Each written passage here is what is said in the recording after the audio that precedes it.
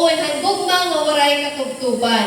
Sumalahan atong gintunan kagabi, nakilala naton nga nahulog nga sala hiadanan ni Eva kay hino niya gintuuhan.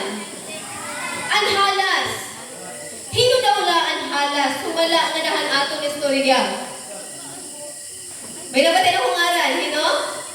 Satanas. Sige daw. Kita ang takon hiyagod ba, iton nga halas. Pero ang baton, atong kukuhaon nga tulahan aton nag-uusahan nga source. Ang tinuod, ang kamatuuran, ada tula natin makukuha nga dahan iya love letter. Ang iya, ginbilin para aton, nga amo ang maghahatag haaton hin kabatunan han aton mga pamakiana. Sumala pa natin gintunan, ang bugos nga kasuratan, ginsurat, pinaagi ang inspirasyon ng Ginoo para maghatag haaton hin kamatuuran, magtuddo kung ano ang matadong. Sumalaliwat, Salmo 119, versikulo 105, ang pulong ang Ginoo.